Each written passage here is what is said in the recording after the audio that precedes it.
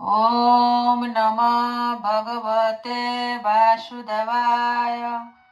ॐ नमः भगवते वासुदेवाय। ॐ नमः भगवते वासुदेवाय। श्रीमद्भागवत गीता यथायथ चतुर्थ अध्याय ज्ञान योग श्लोक 22। যদৃশালাবসন্তুষ্ট দ্বন্দ্বাতীত বিমোচর সমসিদ্ধাবসিদ্ধ চ কৃত্যাপি ন নিবধ্যতে। যদৃশা অনায়াসে লাভে, সন্তুষ্ট দ্বন্দ্ব অতীত বিমোচর আশ্চর্য মুক্ত সম স্থির সিদ্ধ অসিদ্ধ লাভে অসিদ্ধ অসাফল্যে চ ও কৃত্যা করলেও অপি যদিও না নিবদ্ধতে প্রভাবিত হন। অনুবাদ: যিনি অনায়াসে যা লাভ করেন তাতেই সন্তুষ্ট থাকেন, যিনি সুখ দুঃখ রাগ দ্বেষ আদি দ্বন্দ্বের বশীভূত হন না এবং মাৎসর্য শূন্য, যিনি কার্যের সাফল্য ও অসাফল্য অবচলিত থাকেন, তিনি কর্ম সম্পাদন করলেও কর্মফলের দ্বারা কখনো আবদ্ধ হন না। তাৎপর্য: কৃষ্ণ ভাবনার অমৃত লাভ করেছেন যে মানুষ, তিনি তার শরীর সংরক্ষণের জন্য অতিরিক্ত প্রচেষ্টা করেন না। অনায়াসে তিনি যা পান তাতেই সন্তুষ্ট থাকেন। অযাচিতভাবে তার কাছে যা আসে তিনি কেবল তাই গ্রহণ করেন। তিনি ভিক্ষা করেন না, আবার ঋণও করেন না। তার সাধ্যানুসারে পরিশ্রম করে চলেন এবং তার ফলে তিনি যা পান তা ভগবানের দান বলে গ্রহণ করে সন্তুষ্ট থাকেন। তাই তার জীবন ধারণের ব্যাপারে তিনি সম্পূর্ণভাবে উদাসীন। শ্রীকৃষ্ণের দাসত্বে বিঘ্ন হবে বলে তিনি অন্য আর কারো দাসত্ব করেন না, কিন্তু শ্রীকৃষ্ণের দাসত্ব করার জন্য তিনি যে কোনো রকম কাজ করতে প্রস্তুত থাকেন। জড় জগতের দ্বন্দ্বভাব, শীত উষ্ণ, সুখ দুঃখ তাকে কোনো অবস্থাতে প্রভাবিত করতে পারে না। কৃষ্ণ ভাবনামৃতের আস্বাদ লাভ করার ফলে তিনি জড় ইন্দ্রিয় অনুভূতির অতীত, তাই ইন্দ্রিয়ের অনুভূতির প্রকাশ স্বরূপ এই দ্বন্দ্বভাব থেকে তিনি সম্পূর্ণভাবে মুক্ত থেকে সর্ব অবস্থাতে শ্রীকৃষ্ণের সন্তোষ বিধান করতে চেষ্টা করেন। তাই সাফল্য ও ব্যর্থতা এই দুইয়ের প্রভাব থেকে তিনি মুক্ত থাকেন। পূর্ণরূপে যিনি ভগবত তত্ত্বজ্ঞান লাভ করেছেন তার মধ্যে এই সমস্ত লক্ষণগুলি প্রকট হয়।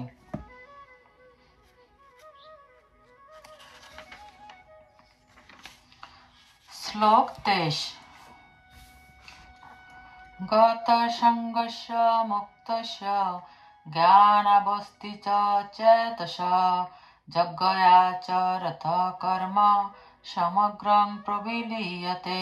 গত সঙ্গস্য যারা প্রকৃতির গুণের প্রতি অনাসক্ত ব্যক্তি, মুক্তস্য মুক্ত, জ্ঞানাবস্থিত চিন্ময় স্তরে অধিষ্ঠিত, চেতস চিত্ত, যজ্ঞায় যজ্ঞের শ্রীকৃষ্ণের উদ্দেশ্যে, আচরত আচরণ করে, কর্ম সমগ্রম সম্পূর্ণরূপে, প্রবিলীয়তে লয় প্রাপ্ত হয়। অনুবাদ: যারা প্রকৃতির গুণের প্রভাব থেকে মুক্ত হয়ে চিন্ময় জ্ঞাননিষ্ঠ ব্যক্তি যজ্ঞের উদ্দেশ্যে যে কর্ম সম্পাদন করেন সেই সকল কর্ম সম্পূর্ণরূপে লয় প্রাপ্ত হয়। তাৎপর্য: কৃষ্ণ ভক্তি লাভ করে মানুষ যখন দ্বন্দ্বভাব থেকে মুক্ত হন তখন তিনি প্রকৃতির ত্রিগুণের কলুষ থেকে মুক্তি লাভ করেন। তিনি তখন যথার্থ মুক্ত, কারণ তখন তিনি শ্রীকৃষ্ণের সঙ্গে তার নিত্য সম্পর্ক উপলব্ধি করতে পারেন এবং তখন আর তার মন কৃষ্ণ ভাবনা থেকে বিচলিত হয় না।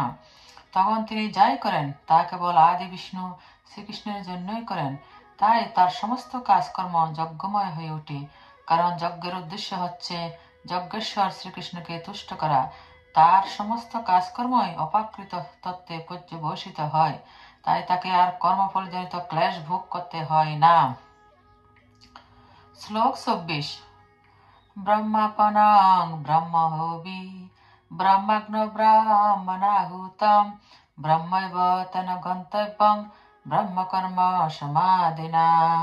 ব্রহ্ম চিন্ময় প্রকৃতি, অর্পণম অর্পণ, ব্রহ্ম পরম, হবি ঘৃত, ব্রহ্ম চিন্ময়, অগ্ন অগ্নিতে, ব্রাহ্মণা আত্মার দ্বারা, হুতম নিবেদিত হয়, ব্রহ্ম চিৎ জগৎ এব অবশ্যই, তেন তার দ্বারা, গন্তব্যম গন্তব্য, ব্রহ্মা চিন্ময়, কর্ম কর্ম, সমাধিনা সমাহিত হয়ে।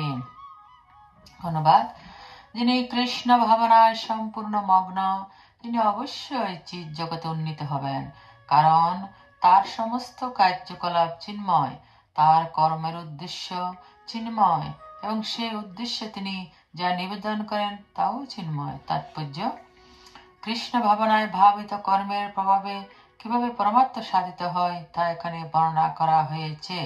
কৃষ্ণ ভাবনাময় কর্ম নানা প্রকারের হতে পারে, পরবর্তী শ্লোকগুলিতে তা বিশদভাবে বর্ণনা করা হবে, কিন্তু তার আগে এখানে কেবল কৃষ্ণ ভাবনার মূল তত্ত্ব বর্ণনা করা হচ্ছে। বদ্ধজীব জড় কলুষের দ্বারা কলুষিত, তাই তাকে নিশ্চিতভাবে জড় জাগতিক পারিপার্শ্বিক অবস্থার মধ্যে কাজকর্ম করতে হয়, কিন্তু তা সত্ত্বেও তাকে এই পরিবেশ থেকে বেরিয়ে আসতে হবে। যে পন্থা অবলম্বন করে বদ্ধজীব এই পরিবেশ থেকে মুক্ত হতে পারে তাকেই বলা হয় কৃষ্ণ ভাবনামিত বা ভগবত ভক্তি। উদাহরণস্বরূপ বলা যেতে পারে যে নানা রকম দুগ্ধজাত খাদ্যের অত্যাহারের ফলে পেট যখন পেটের অসুখ হয় তখন আর একটি দুগ্ধজাত খাদ্য দইয়ের দ্বারা সেই রোগ নিবারণ করা হয়। ঠিক তেমনই বিষয়াসক্ত বদ্ধজীবের ভবরোগ নিরাময় করা যায় ভগবদ গীতায় বর্ণিত কৃষ্ণ ভাবনার অমৃতের দ্বারা। ভবরোগ নিরাময়ের এই পন্থাকে বলা হয় যজ্ঞ, অর্থাৎ যজ্ঞেশ্বর বিষ্ণু বা শ্রীকৃষ্ণকে তুষ্ট করার জন্য কাজকর্ম বা যজ্ঞ করা। জড় জগতে যত বেশি কার্যকলাপ কৃষ্ণ ভাবনায় অথবা বিষ্ণুর জন্য অনুষ্ঠিত হয় সম্পূর্ণ অবিনিষ্টতার ফলে তত বেশি জড় পরিবেশ চিন্ময়ত্ব লাভ করে। ব্রহ্ম বলতে বোঝায় চিন্ময়।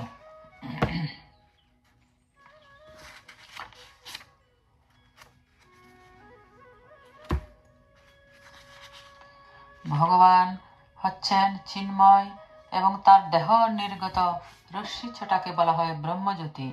বিশ্ব চরাচরের সবকিছু এই ব্রহ্মজ্যোতিতে অবস্থান করছে, কিন্তু সেই জ্যোতি মায়া অথবা ইন্দ্রিয় তৃপ্তির কলুষের দ্বারা আচ্ছাদিত হয়ে পড়লে তাকে প্রাকৃত বা জড়জাগতিক বলা হয়।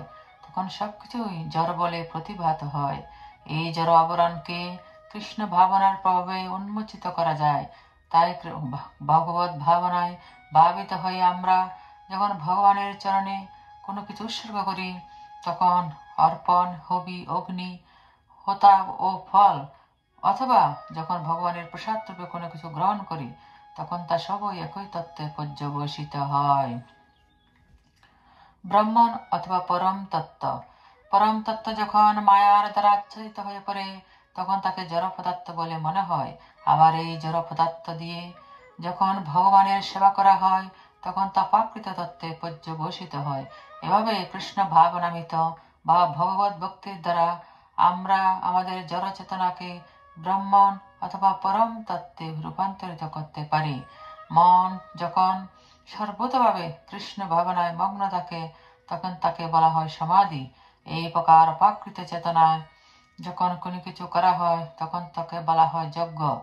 এই চিন্ময় চেতনার অর্পণ, অর্পিত হবি, অগ্নি, হোতা সবই ব্রহ্মময় হয়ে ওঠে, অর্থাৎ অপ্রাকৃত তত্ত্বে পর্যবসিত হয়। এটি হচ্ছে কৃষ্ণ ভাবনার পদ্ধতি। শ্লোক 25। দৈবমে বা পরে যজ্ঞং যোগিন পর্যুপাসতে ব্রহ্মাগ্না ব পরে যজ্ঞং যজ্ঞেনৈবোপজুহবতি। দৈবম দেবতাদের পূজা এভাবে, অপরে অন্য অনেকে যজ্ঞম যজ্ঞ, যোগিন যোগীগণ পর্যুপাসতে যথাযথভাবে উপাসনা করেন ব্রহ্ম চিন্ময় তত্ত্বরূপে। অগ্নো অগ্নিতে, অপরে অন্যরা যজ্ঞম যজ্ঞ, যজ্ঞেন যজ্ঞের দ্বারা এভাবে উপজহপতি আহুতি প্রদান করেন। অনুবাদ: কোন কোন যোগী দেবতাদের উদ্দেশ্যে যজ্ঞ করার মাধ্যমে তাদের উপাসনা করেন, আর অন্য অনেকে ব্রহ্মরূপ অগ্নিতে সবকিছু নিবেদন করার মাধ্যমে যজ্ঞ করেন। তাৎপর্য: পূর্বের বর্ণনা অনুসারে কৃষ্ণ ভাবনায় ভাবিত হয়ে তিনি তার কর্তব্য পালন করেন, তাকে বলা হয় সর্বশ্রেষ্ঠ যোগী। কিন্তু এমনও অনেক মানুষ আছেন যারা দেব উপাসনা করার জন্য অনুরূপ যজ্ঞের অনুষ্ঠান করেন।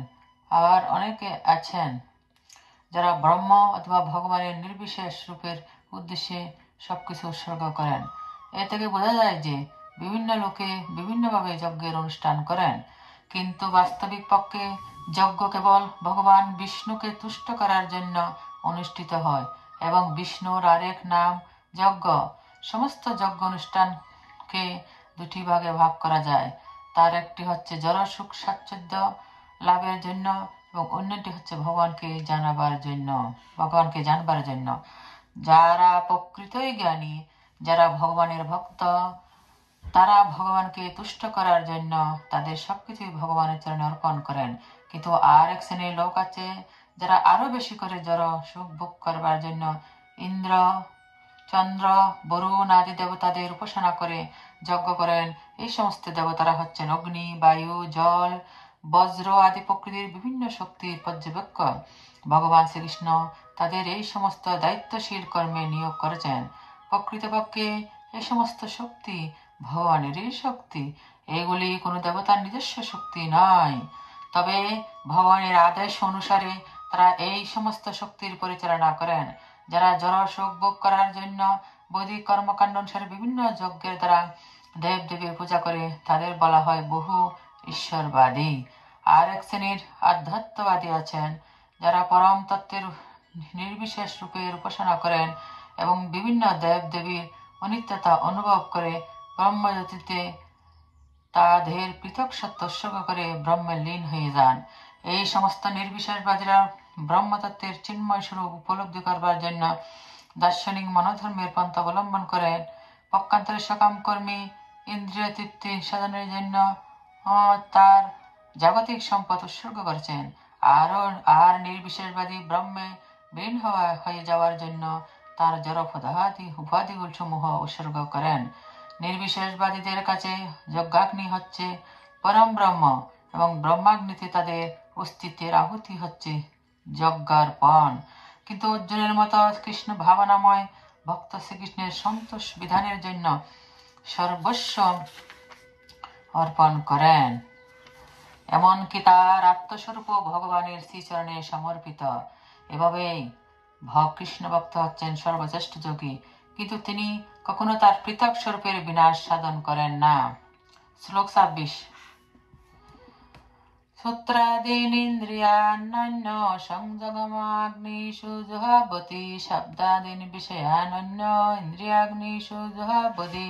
সূত্রাদীনি শ্রবণ আদি ইন্দ্রিয়ানি ইন্দ্রিয়সমূহ অন্যরা সংযম অগ্নিষু অগ্নিতে জহবতি আহুতি। শব্দাদীন শব্দ আদি বিষয়ান ইন্দ্রিয়গ্রাহ্য বিষয়াদি অন্যরা ইন্দ্রিয়রূপ অগ্নিতে আহুতি প্রদান করেন। অনুবাদ: কেউ কেউ শুদ্ধ ব্রহ্মচারীরা মনসংযোগ রূপ অগ্নিতে শ্রবণ আদি ইন্দ্রিয়গুলোকে আহুতি দেন, আর অন্য অনেকে নিয়মনিষ্ঠ গৃহস্থরা শব্দাদি ইন্দ্রিয়ের বিষয়গুলোকে ইন্দ্রিয়রূপ অগ্নিতে আহুতি দেন। তাৎপর্য: ব্রহ্মচর্য, গার্হস্থ্য, বানপ্রস্থ, সন্ন্যাস মানব জীবনের 4টি আশ্রমের উদ্দেশ্য হচ্ছে মানুষকে পূর্ণ যোগী হতে সহায়তা করা। পশুদের মতো ইন্দ্রিয় তৃপ্তি করা মানব জীবনের উদ্দেশ্য নয়। তাই মানব জীবনের 4টি আশ্রমকে এমনভাবে নির্দিষ্ট করা হয়েছে যাতে মানুষ তার পারমাত্মিক জীবনে পূর্ণতা লাভ করতে পারে। ব্রহ্মচারীরা সদ্গুরু তত্ত্বাবধানে থেকে ইন্দ্রিয় দমন করে মন সংযম করেন। এই শ্লোকে তাদের বলা হয়েছে যে তারা তাদের শ্রবণ ইন্দ্রিয়কে এবং অন্যান্য ইন্দ্রিয়কে চিত্ত সংযম রূপী আগুনে অর্পণ করে।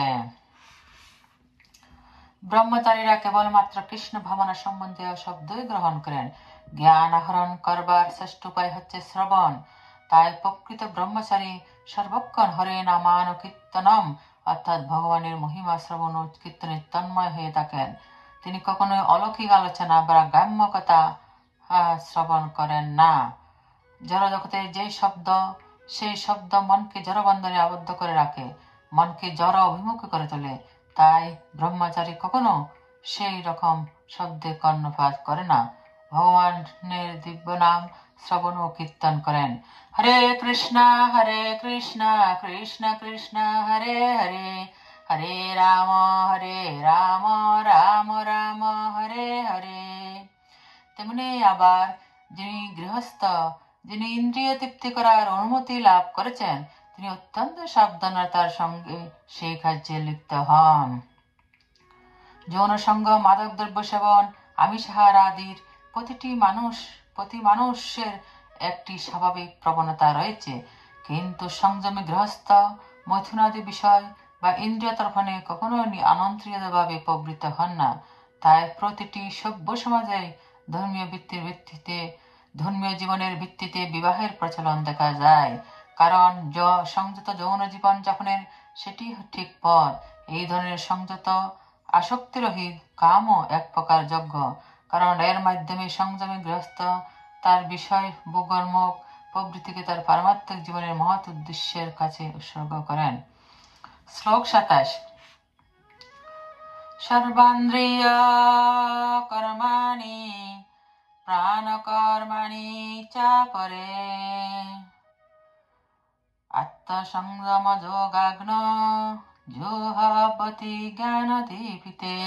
27 সর্বাণীন্দ্রিয় কর্মাণি প্রাণকর্মাণি চাপরে আত্মসংযম যোগাগ্ন জোহবতি জ্ঞানদীপিতে। সর্বাণি সমস্ত ইন্দ্রিয় কর্মাণি কর্মসমূহ, প্রাণকর্মাণি প্রাণবায়ুর কার্যকলাপ, চ ও অপরে অন্যরা আত্মসংযম মনসংযমের যোগ যুক্ত হওয়ার পন্থা, অগ্নিতে জিহ্বতি আহুতি দেন, জ্ঞান দীপিতে আত্মজ্ঞানের দ্বারা প্রদীপ্ত।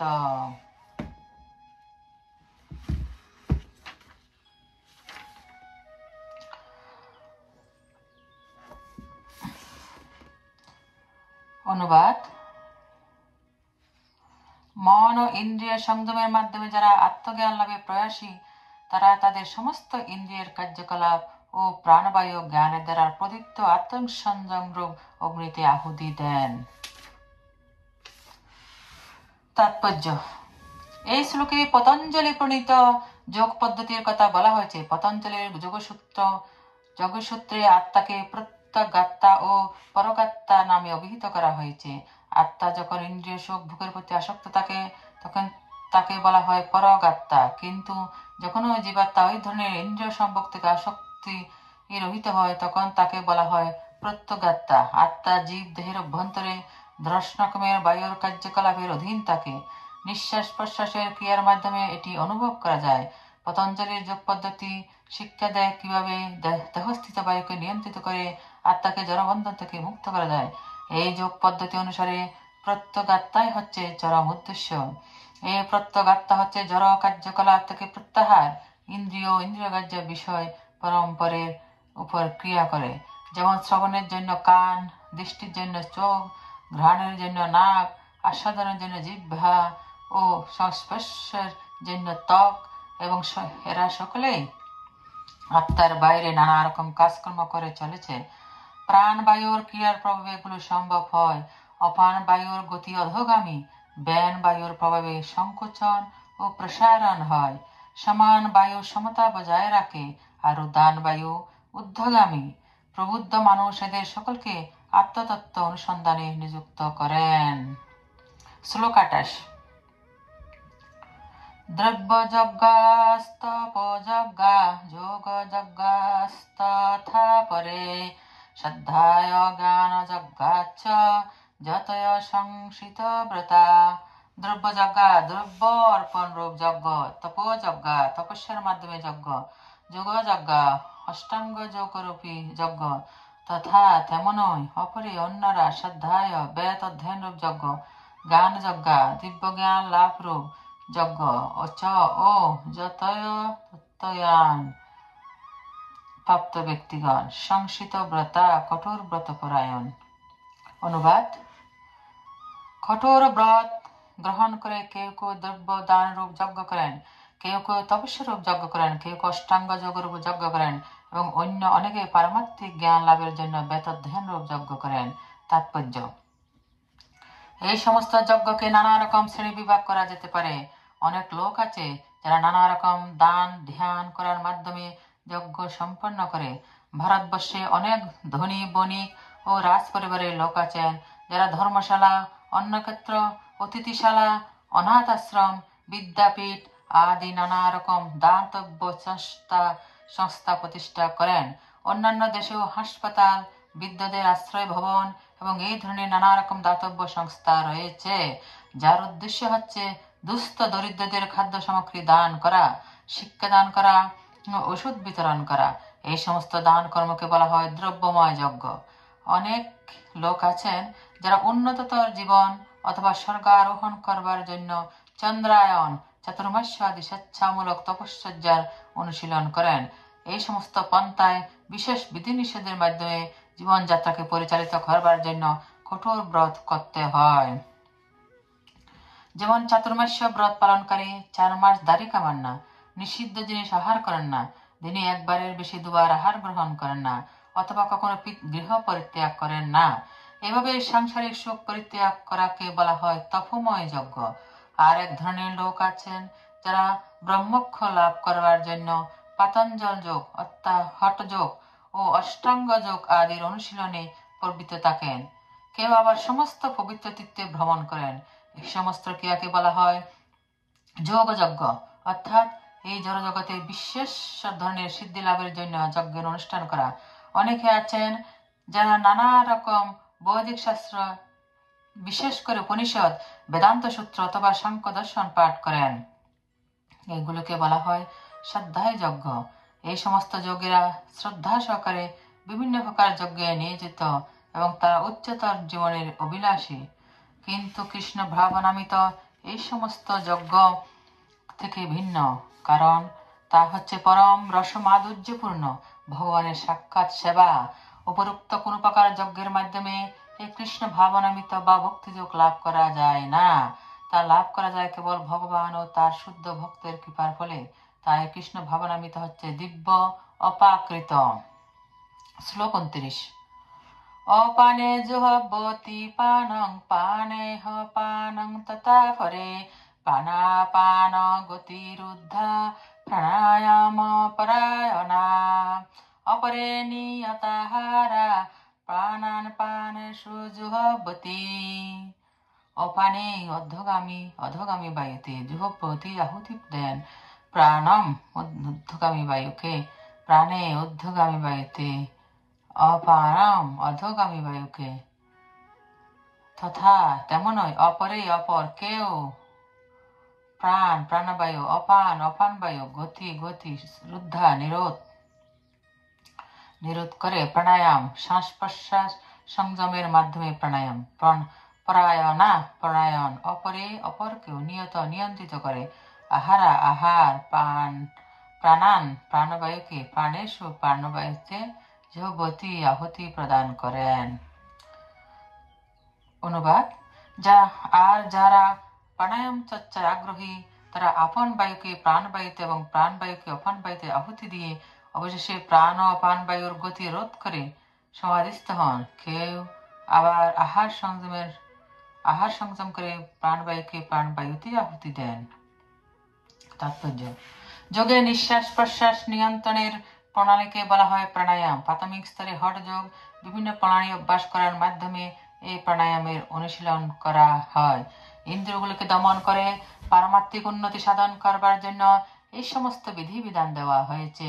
এই সমস্ত ক্রিয়া অনুশীলন করার ফলে দেহস্থিত বায়ুকে নিয়ন্ত্রিত করে বিপরীত দিকে চালিত করা হয়। অপান বায়ুর গতি নিম্নমুখী এবং প্রাণবায়ুর গতি ঊর্ধ্বমুখী। প্রাণায়াম অনুশীলনের মাধ্যমে যোগী এই বায়ু দুটিকে বিপরীত মুখে চালিত করে তাদের বেগকে দমন করেন এবং পুরকে তাদের ভারসাম্যের সৃষ্টি করেন। এভাবে নিঃশ্বাসকে যখন প্রশ্বাস অর্পণ করা হয় তখন তাকে বলা হয় রেচক। দুটি বায়ুর গতিকে যখন স্থির করা হয় তখন তাকে বলা হয় কুম্ভক। এই কুম্ভকের অনুশীলনের ফলে যোগীরা পারমাত্মিক উপলব্ধি পূর্ণতা লাভের উদ্দেশ্যে তাদের আয়ু বৃদ্ধি করতে পারেন। প্রবুদ্ধ যোগী একই জন্মে পারমাত্মিক উপলব্ধির চরম পূর্ণতা লাভ করতে চান, পরবর্তী জন্মের জন্য প্রতীক্ষা করতে ইচ্ছা করেন না। সেই জন্য কুম্ভক যোগ সাধনার মাধ্যমে যোগীরা বহু বছর আয়ু বৃদ্ধি করে নিতে চেষ্টা করেন। কিন্তু ভক্তিযোগে নিত্যযুক্ত কৃষ্ণ ভক্ত প্রাকৃত ভগবৎ প্রেমে মগ্ন থাকার ফলে অনায়াসে তার ইন্দ্রিয়গুলিকে দমন করতে সক্ষম হন। তার ইন্দ্রিয়গুলি সর্বক্ষণ ভগবানের সেবায় নিয়োজিত থাকে, তাই আর তিনি বিষয়ে প্রবৃত্ত হন না। সুতরাং জীবনের শেষে তিনি অনায়াসে ভগবান শ্রীকৃষ্ণের চিন্ময় স্তরে প্রবেশ করেন। বিভিন্ন যোগক্রিয়ার মাধ্যমে তার আয়ুকে বর্ধিত করে বহুদিন এই জড়জগতে বাস করার কোনো বাসনায় তার থাকে না। সর্বাবস্থাতে তিনি মুক্ত পুরুষ। সে সম্বন্ধে ভগবদ গীতায় বলা হয়েছে, মাংচ যোহ ব্যভিচারেণ ভক্তি যোগ না সেবতে সগুণান সমতীতৈতান ব্রহ্মভূয়ায় কল্পতে। যিনি ভগবানের প্রতি শুদ্ধ ভক্তিমূলক সেবায় নিয়োজিত থাকেন, তিনি যারা প্রকৃতির গুণগুলিকে অতিক্রম করেন এবং অচিরে চিন্মস্তর উন্নীত হন। প্রকৃতপক্ষে কৃষ্ণ ভাবনায় ভাবিত হওয়ার সঙ্গে সঙ্গে শুদ্ধ ভক্ত জড় জগতের বন্ধন থেকে মুক্তি লাভ করেন। ব্রহ্মভূত স্তর থেকে কৃষ্ণ ভাবনামিতার শুরু হয়। কৃষ্ণ ভাবনায় ভাবিত মহাত্মারা তাই সর্বদাই অপ্রাকৃত স্তরে অধিষ্ঠিত। এই স্তর থেকে তিনি কখনোই পতিত হন না। অন্তকালে অবিলম্বে তিনি ভগবানের চিন্ময় ধামে নিত্য লীলা প্রবিষ্ট হন। কৃষ্ণ প্রসাদ গ্রহণ করেন বলে তিনি সর্বদাই অল্পাহারী এবং তার ফলে তার ইন্দ্রিয়গুলি সর্বদাই সংযত। আর ইন্দ্রিয়গুলিকে সংযত করতে না পারলে কোনো মতে জড় জগতের বন্ধন থেকে মুক্ত হওয়া যায় না। শ্লোক 30। সর্বে পেতে যজ্ঞবিদ যজ্ঞক্ষয়িত কলবশা যজ্ঞশিষ্টামিত ভুজ জানতি ব্রহ্ম সনাতনম। সর্বে সকলে দৃষ্টিতে পৃথক হলো, এতে এরা সকলে যজ্ঞবিদ যজ্ঞ ক্ষপিত যজ্ঞ অনুষ্ঠানের ফলে নির্মল হয়ে কলসা পাপ থেকে যজ্ঞশিষ্ট এই প্রকার যজ্ঞ অনুষ্ঠান করার ফলে অমৃত ভোজনকারীরা জানতি লাভ করেন ব্রহ্ম পরম সনাতন প্রকৃতি।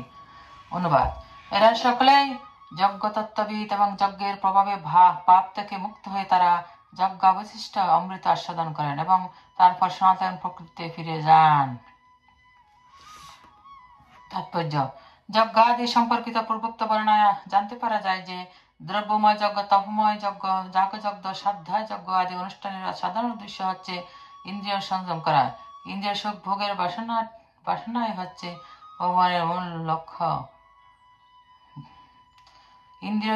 ইন্দ্রিয় সুখ ভোগের বাসনাই হচ্ছে ভবরোগের মূল কারণ।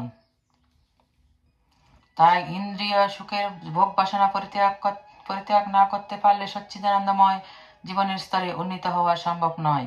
এই স্তর হচ্ছে শাশ্বত ব্রহ্ম পরিবেশ। পূর্বোক্ত সব কয়টি যজ্ঞ পাপপূর্ণ জীবনের কলুষ থেকে মানুষকে মুক্ত করতে সাহায্য করে। এই আত্মোন্নতির দ্বারা কেবল এই জীবনের সুখ বৈভবের প্রাপ্তি হয় তাই নয়, তাছাড়া এই জীবনের শেষে নির্বিশেষ ব্রহ্মজ্ঞ লাভ অথবা ভগবত ধামে ভগবান শ্রীকৃষ্ণের সান্নিধ্য লাভ হয়। শ্লোক 31। নায়ং লোকস্ত যজ্ঞস্য কুতহন্য কুরুষোত্তম। না অয়ম এই লোক জগৎ অস্তি আছে অযজ্ঞস্য যজ্ঞরহিত ব্যক্তির কুত কোথায় অন্য কুরুষোত্তম হে কুরুশ্রেষ্ঠ। অনুবাদ: হে কুরুশ্রেষ্ঠ, যজ্ঞ অনুষ্ঠান না করে কেউ এই জগতে সুখে থাকতে পারে না, তাহলে পরলোকে সুখ প্রাপ্তি কি করে সম্ভব? তাৎপর্য: জীব যে রকম দেহই ধারণ করে এই জড় জগতে অবস্থান করুক না কেন, তার যথার্থ স্বরূপ তার কাছে অবধারিত ভাবে অজ্ঞাত থাকে। পক্ষান্তরে বলা যায়, জন্ম জন্মান্তরের সঞ্চিত পাপের ফলে জীবাত্মা এই জড় জগতে অবস্থান করেন।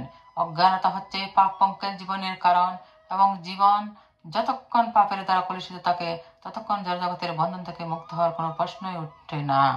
জড়জগতের এই কারাগার থেকে মুক্ত হওয়ার একমাত্র মাধ্যম হচ্ছে মানব শরীর।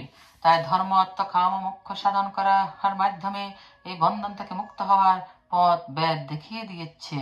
ধর্মের পথে অগ্রসর হয়ে বিভিন্ন যজ্ঞের অনুষ্ঠান করলে স্বাভাবিকভাবে আমাদের অর্থনৈতিক সমস্যার সমাধান হয়। যজ্ঞ অনুষ্ঠান করার মাধ্যমে খাদ্য, শস্য, দুধ আদি পর্যাপ্ত মাত্রায় অর্জন হয়। যজ্ঞ অনুষ্ঠান করার মাধ্যমে খাদ্য, শস্য, দুধ আদি পর্যাপ্ত মাত্রায় অর্জন করা যায়। তখন অত্যাধিক হারে জনসংখ্যা বৃদ্ধি পেলেও খাদ্যদ্রব্যের কোনো অনটন থাকে না।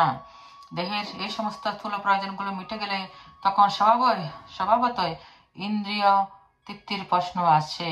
তাই বেদে নিয়ন্ত্রিতভাবে ইন্দ্রিয় তৃপ্তির জন্য বিবাহ যজ্ঞের বিধান বর্ণিত হয়েছে। এভাবে ধীরে ধীরে জনবন্ধন থেকে মুক্ত হওয়ার দিকে অগ্রসর হওয়া যায়। মুক্ত জীবনের সর্বোচ্চ স্তর হচ্ছে ভগবানের সঙ্গ লাভ করা।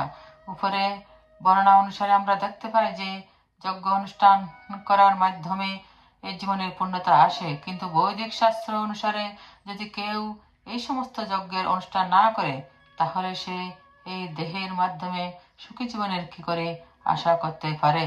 এবং অন্য গ্রহ গিয়ে পরবর্তী জীবনের তো কথাই নেই। বিভিন্ন রকমের স্বর্গলোকে সুখ ভোগ করার পর্যাপ্ত সুযোগ সুবিধা রয়েছে। সুতরাং বিভিন্ন রকমের যজ্ঞ অনুষ্ঠান করার ফলে সব দিক দিয়ে অসীম সুখ ভোগ করা যায়। কিন্তু সর্বোচ্চ সুখ কেবল তখনই অনুভব করা যায় যখন কৃষ্ণ ভাবনায় ভাবিত হয়ে ভগবানের চিন্ময় ধামে ভগবানের সাহচর্য লাভ করে ভগবানের সেবা করা যায়। তাই কৃষ্ণ ভক্তি সাধন করাটাই হচ্ছে শ্রেষ্ঠ যজ্ঞ এবং সব রকম সমস্যার সমাধান করার সেটি শ্রেষ্ঠ উপায়। তাই কৃষ্ণ ভক্তি সাধন করাটাই হচ্ছে শ্রেষ্ঠ যজ্ঞ এবং সব রকম সমস্যার সমাধান করার সেটি শ্রেষ্ঠ উপায়। শ্লোক 32। এবং বহুবিধা যজ্ঞা বিততা ব্রাহ্মণ মুখে কর্মজান বিদ্ধি তান সর্বান এবং গাত্তা বিমোক্ষসে।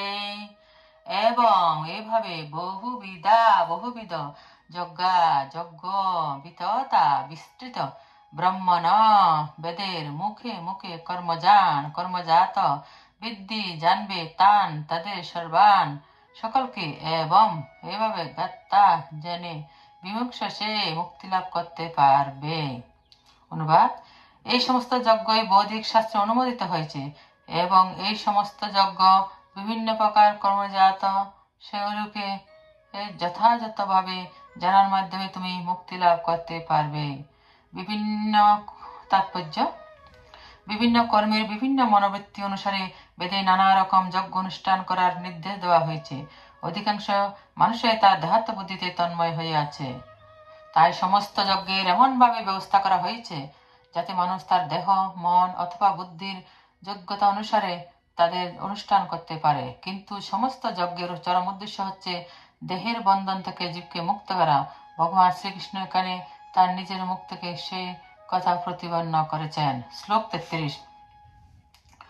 শ্রেয়ান দ্রব্যময়াৎ যজ্ঞাহাৎ গান যজ্ঞ পরন্তপ সর্বং কর্মাখিলং পার্থ জ্ঞানে পরিসমাপ্যতে।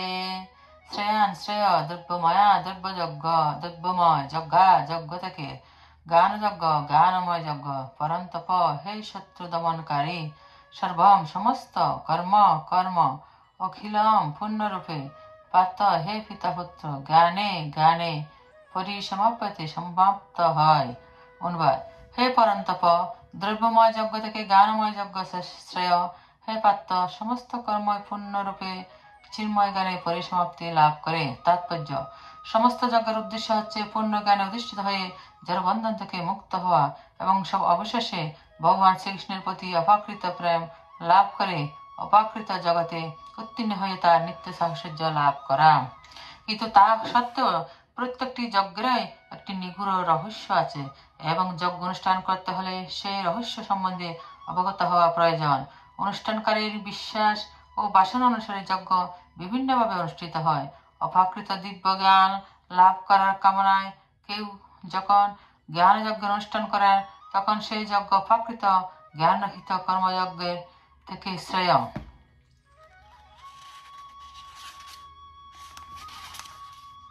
কেননা জ্ঞানবিহীন যজ্ঞ লৌকিক ক্রিয়া মাত্র, তাতে পরমাত্ম লাভ হয় না। প্রকৃত জ্ঞান সর্বোচ্চ পর্যায়ের, অপ্রকৃত জ্ঞানে অর্থাৎ কৃষ্ণ ভাবনায় পরিসমাপ্তি হয়। জ্ঞানের স্তরে উন্নীত না হলে যজ্ঞ অনুষ্ঠান কেবলমাত্র জাগতিক কার্যকলাপ। যখন যজ্ঞের সকল কাজকর্ম অপ্রকৃত জ্ঞানের স্তরে উন্নতি করে, তখন তার সুফল পারমাত্মিক পর্যায়ে পর্যবসিত হয়। স্তরভেদে যজ্ঞ ক্রিয়াকে কর্মকাণ্ড, সকাম কর্ম অথবা জ্ঞানকাণ্ড, সত্য জিজ্ঞাসা বলা হয়, কিন্তু সেই যজ্ঞই হচ্ছে সর্বশ্রেষ্ঠ যজ্ঞ, যার ফলে পরম জ্ঞান লাভ করা যায় না। কিন্তু সেই যজ্ঞ হচ্ছে সর্বশ্রেষ্ঠ যজ্ঞ, যার ফলে পরম জ্ঞান লাভ করা যায়। শ্লোক 34। তদ্বিদ্ধি প্রণিপাতেন পরিপস্রেণ সেবয়া উপদেক্ষন্তি তে জ্ঞানং জ্ঞানিনস্তত্ত্বদর্শিনঃ। তদ বিভিন্ন যজ্ঞের সে জ্ঞান বৃদ্ধি জানবার চেষ্টা করে। প্রণিপাতেন সদ্গুরু শরণাগত হয়ে, পরিপস্রেণ কান্তিং বিনস্র প্রশ্নের দ্বারা, বিনম্র প্রশ্নের দ্বারা, সেবয়া সেবার দ্বারা, উপদেক্ষন্তি উপদেশ দান করবেন, তে তোমাকে, জ্ঞানম জ্ঞানিন আত্মতত্ত্ববেত্তা তত্ত্বদর্শিন দ্রষ্টাগণ। অনুবাদ: সদ্গুরু শরণাগত হয়ে তত্ত্বজ্ঞান লাভ করার চেষ্টা করো, বিনম্র চিত্তে প্রশ্ন জিজ্ঞাসা করো এবং অকৃত্রিম সেবার দ্বারা তাকে সন্তুষ্ট করো। তাহলে সেই তত্ত্বদ্রষ্টা পুরুষেরা তোমাকে জ্ঞান উপদেশ দিবেন, জ্ঞান উপদেশ দান করবেন। তাৎপর্য: পারমাত্মিক উপলব্ধির পথ নিঃসন্দেহে দুর্গম। তাই ভগবান আমাদের উপদেশ দিয়েছেন সেই সদ্গুরু শরণাগত হতে, যিনি গুরু পরম্পরার ধারায় ভগবত তত্ত্বজ্ঞান লাভ করেছেন। গুরু পরম্পরা ক্রমে যিনি ভগবত তত্ত্বজ্ঞান লাভ করেননি, তিনি কখনোই গুরু হতে পারেন না। ভগবান হচ্ছেন আদি গুরু। তিনি এই পরম তত্ত্বজ্ঞান সৃষ্টির আদিতে দান করেছিলেন। তারপর গুরু শিষ্য ধারায় পরম্পরা ক্রমে এই জ্ঞান প্রবাহিত হয়ে আসছে। তাই এই পরম্পরার ধারায় যিনি এই জ্ঞান আহরণ করেছেন, তিনি এই জ্ঞানের প্রকৃত তত্ত্ব উপলব্ধি করতে পেরেছেন এবং তিনি এই জ্ঞানকে যথাযথ রূপে দান করতে পারেন। মন গড়া একটি পদ্ধতি উদ্ভাবন করে আমরা কখনোই ভগবানকে উপলব্ধি করতে পারি না। একদল মূঢ় প্রতারক গুরু সেজে নানা রকম অশাস্ত্রীয় পদ্ধতির উদ্ভাবন করে লোক ঠকায়। এই জন্য ভাগবতে বলা হয়েছে, ধর্মং তু সাক্ষাৎ ভগবত প্রণীতম। ধর্মের পথ স্বয়ং ভগবানই প্রত্যক্ষভাবে নির্দেশ করেছেন। তাই জল্পনা কল্পনা বা বৃথা তর্ক অথবা শাস্ত্র গ্রন্থের মন গড়া ব্যাখ্যার মাধ্যমে কখনোই আধ্যাত্মিক জীবনে অগ্রসর হওয়া যায় না। পরম তত্ত্ব জ্ঞান লাভ করার জন্য কৃষ্ণ তত্ত্ববেত্তা গুরুদেবের শরণাগত হতে হয়।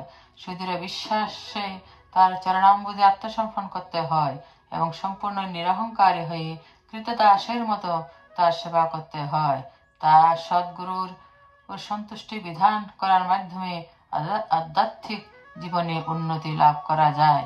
আত্মসমর্পণ ও সেবা না করে কেবল প্রশ্ন করে কখনো এই তত্ত্বজ্ঞান লাভ করা যায় না। গুরুদেব পরীক্ষা করে দেখেন শিষ্যের মধ্যে তত্ত্বজ্ঞান লাভ করার বাসনা কতটা প্রবল হয়েছে, এবং এই পরীক্ষা উন্নীত হতে পারলে গুরুদেব তার শিষ্যকে পরম তত্ত্বজ্ঞান লাভ করার আশীর্বাদ দান করেন। এখানে অন্ধের মতো অনুকরণ করা অথবা মূরের মতো নিরর্থক প্রশ্ন করার নিন্দা করা হয়েছে। শিষ্য কেবল শ্রদ্ধা সহকারে গুরু প্রদত্ত উপদেশ শ্রবণ করবে তা নয়, তাকে আত্মসমর্পণ, গুরুদেবের ঐকান্তিক সেবা এবং তত্ত্ব জিজ্ঞাসার মাধ্যমে এই জ্ঞানের মর্ম উপলব্ধি করতে উৎসাহ হবে। সদ্গুরু সর্বদাই তার শিষ্যের প্রতি অত্যন্ত কৃপাপরায়ণ। তার শিষ্য যখন বিনীত ও আজ্ঞানুবর্তী সেবায় সর্বতভাবে তৎপর হয়, তখন জ্ঞান ও তত্ত্ব জিজ্ঞাসার বিনিময় পূর্ণ হয়। শ্লোক 35। যজ্ঞাত্তা ন মোহ পূর্ণ মোহমেবং যস্যপি পাণ্ডব যেন ভূতান্য শেষানি দক্ষসাত্মান্যথময়ী। শ্লোক 35। যজ্ঞাত্তান পূর্ণমোহমেবং যাস্যসি পাণ্ডব যেন ভূতান্য শেষানি দক্ষসাত্মান্যথময়ী। যা গাত জেনে, না পূর্ণ পুনরায়, মোহ মোহ এবং এই প্রকার যশস্বী প্রাপ্ত হবে পাণ্ডব, হে পাণ্ডুপুত্র, যেন যার দ্বারা ভূতানি জীবসমূহ অশেষানি অসমস্ত দৃশ্যসী দর্শন করে আত্মনি পরমাত্মা অর্থাৎ মই আমাকে। অনুবাদ: হে পাণ্ডব, এভাবে তত্ত্বজ্ঞান লাভ করে তুমি আর মোহগ্রস্ত হবে না, কেননা এই জ্ঞানের দ্বারা তুমি দর্শন করবে যে সমস্ত জীবই আমার বিভিন্ন অংশ, অর্থাৎ তারা সকলে আমার এবং তারা আমাতে অবস্থিত।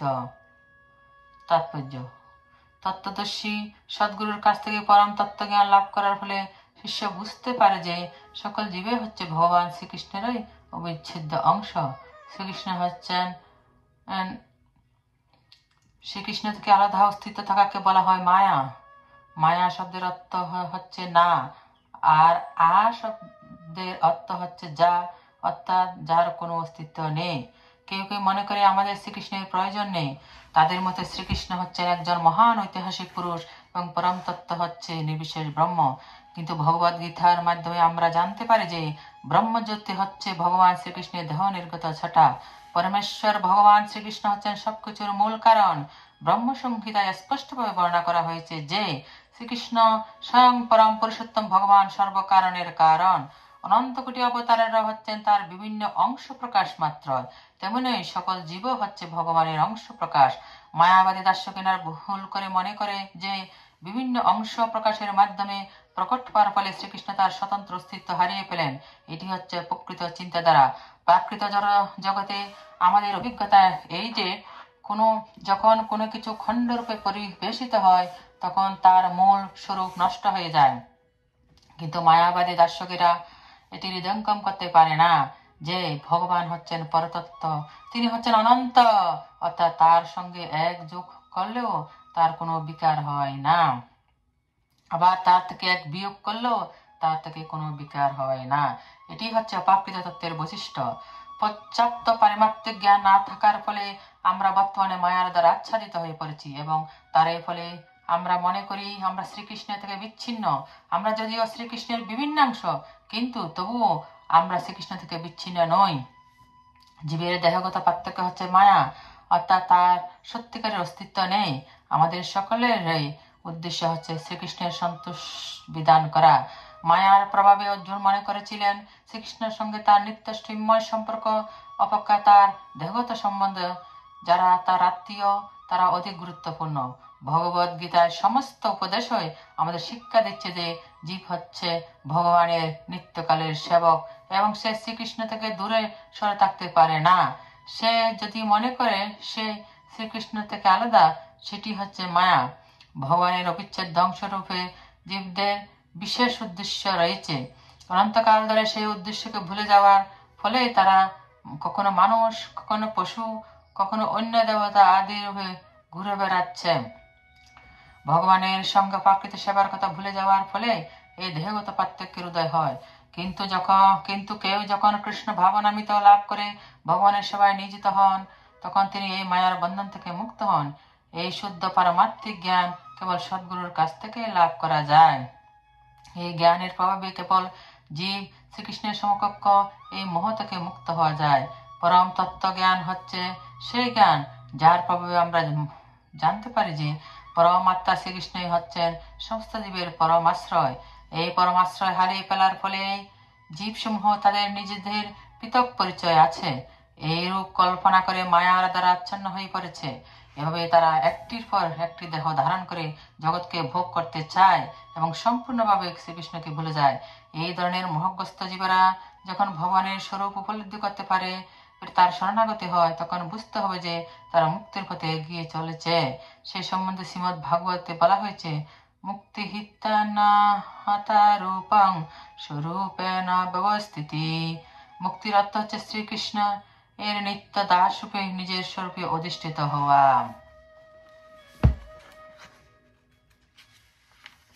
শ্লোক 37। ওইপি চেদশি পাপেভ্যো সর্বেভ্যো পাপকৃতমা সর্বং জ্ঞান প্লবেনৈব বীজিনাং সন্তরিষ্যসি। ওপি এমনকি চেদ যদি, অসি তুমি হও, পাপেভ্য পাপীদের থেকে, সর্বেভ্য সমস্ত, পাপকৃতম পাপিষ্ট, সর্বম এই প্রকার সমস্ত পাপ কর্ম, জ্ঞান প্লবেহেন দিব্য জ্ঞান রূপ তরণীর দ্বারা, এব অবশ্যই বৃজিনাম দুঃখরূপ সমুদ্র সন্তরিষ্যসি অতিক্রম করবে। অনুবাদ: তুমি যদি সমস্ত পাপীদের থেকেও পাপিষ্ঠ বলে গণ্য হয়ে থাকো, তাহলেও এই জ্ঞান রূপ তরণীতে আরোহণ করে তুমি দুঃখ সমুদ্র পার হতে পারবে। তাৎপর্য: ভগবান শ্রীকৃষ্ণের সঙ্গে সম্পর্কিত হয়ে আমাদের স্বরূপ উপলব্ধি করা এতই মাধুর্যময় যে তা অজ্ঞানতার সমুদ্রে যে জীবন সংগ্রাম তা থেকে আমাদের সঙ্গে সঙ্গে উদ্ধার করে। এই জড়জগৎকে কখনো অবিদ্যার সমুদ্র অথবা কখনো দাবানলের সঙ্গে তুলনা করা হয়। অতি সুদক্ষ সাঁতারু যেমন সাঁতার কেটে সমুদ্র পার হতে পারে, ঠিক তেমনই জড়জগতের যে জীবন সংগ্রাম তা দূরতিক্রম্য।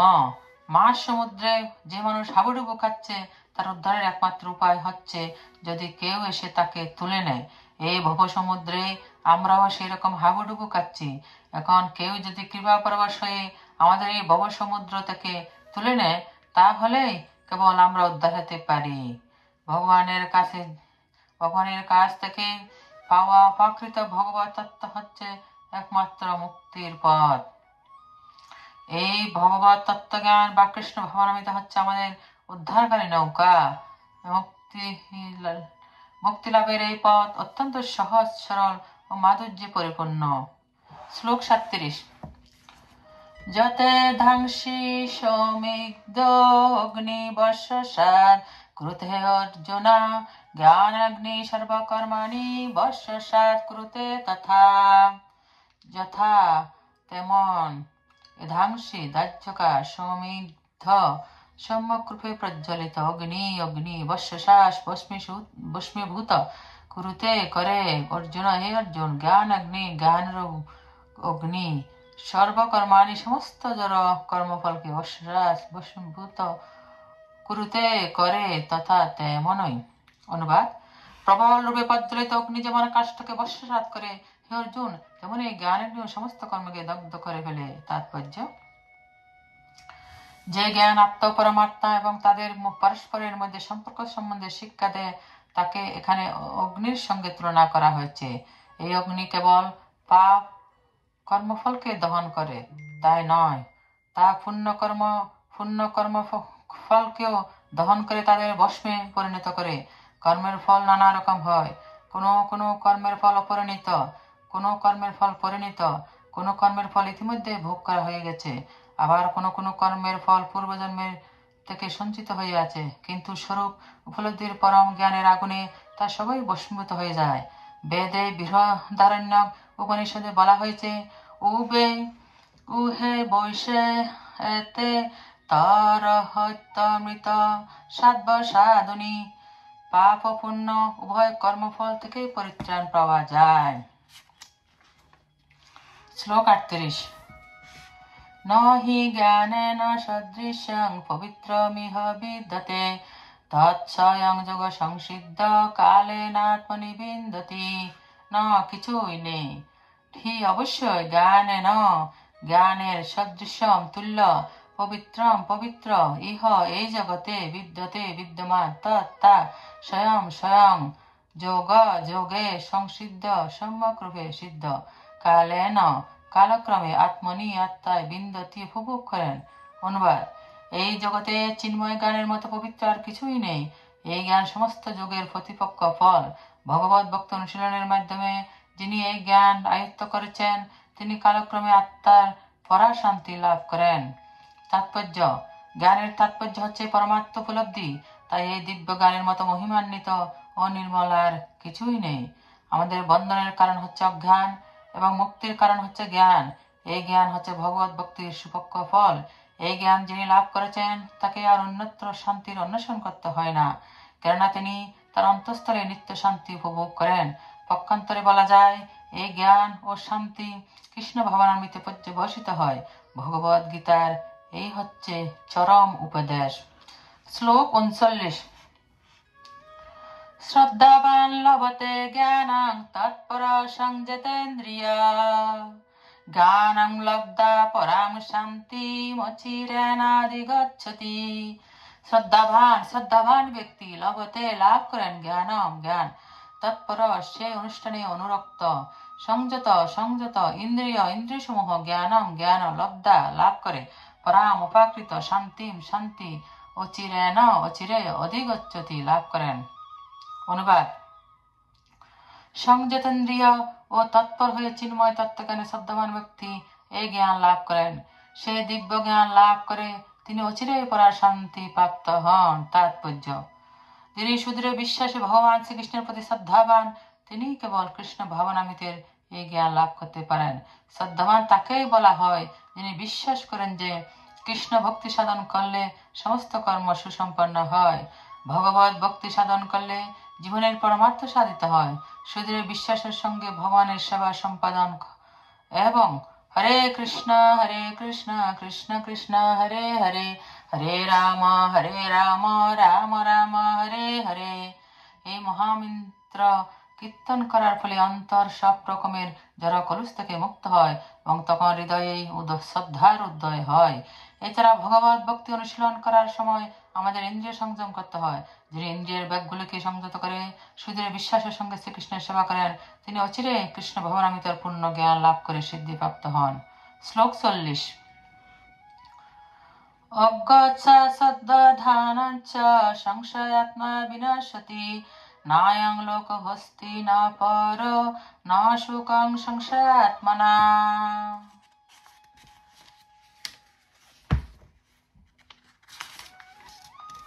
অজ্ঞ শাস্ত্র জ্ঞান রহিত, মূঢ় ছ এবং অশ্রদ্ধান শাস্ত্রের প্রতি শ্রদ্ধাহীন ছ ও সংশয় আত্মা ব্যক্তি বিনশ্যতি বিনষ্ট হয়।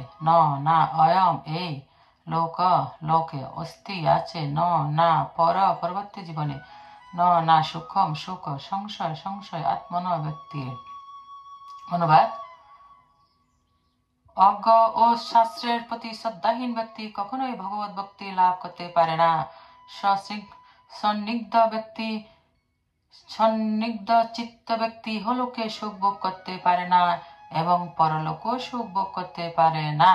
তাৎপর্য: সমস্ত প্রামাণ্য দিব্য শাস্ত্রের মধ্যে ভগবত গীতাই হচ্ছে শ্রেষ্ঠ। যে সমস্ত মানুষের প্রবৃত্তি প্রায় পশুদের মতো, তাদের শাস্ত্র জ্ঞান অথবা শাস্ত্রের প্রতি শ্রদ্ধা থাকে না।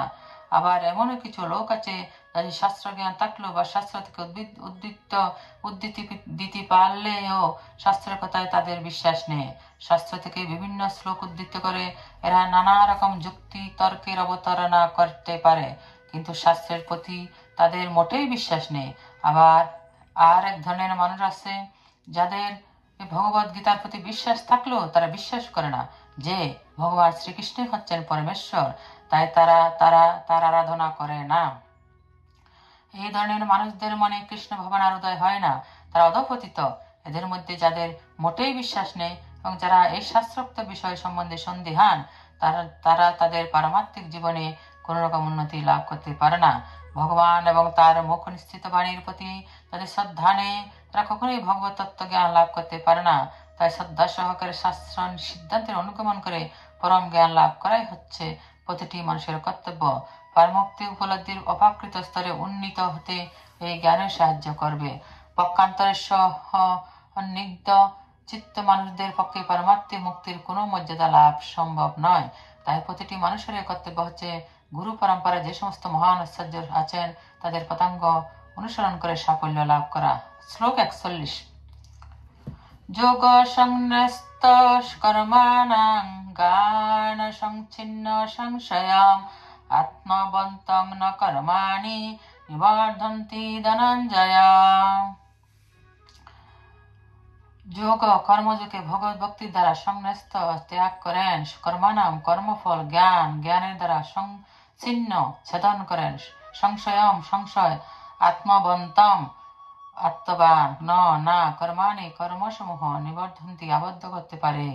সঞ্জয় হে ধনঞ্জয়, হে ধনঞ্জয়।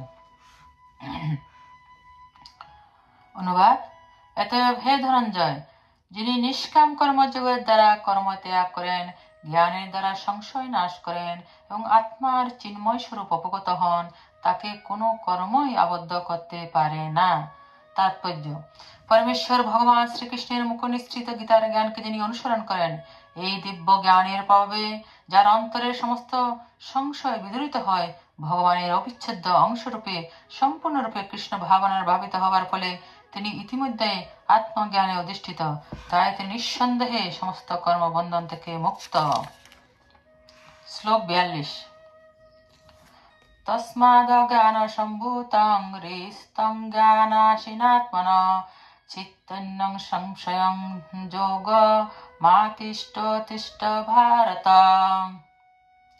তস্মাৎ অতএব, অজ্ঞান সম্ভূতম অজ্ঞান থেকে উদ্ভূত, হৃষ্টম হৃদয়স্থিত, জ্ঞান জ্ঞানের, অসীনা খর্গের দ্বারা, আত্মন আত্মার, চিত্তা ছিন্ন করে, এনম এই সংশয়ম সংশয়, যোগম যোগে অধিষ্ঠিত উত্তিষ্ঠ যুদ্ধ করার জন্য উঠে দাঁড়াও, ভারত হে ভরত বংশীয়।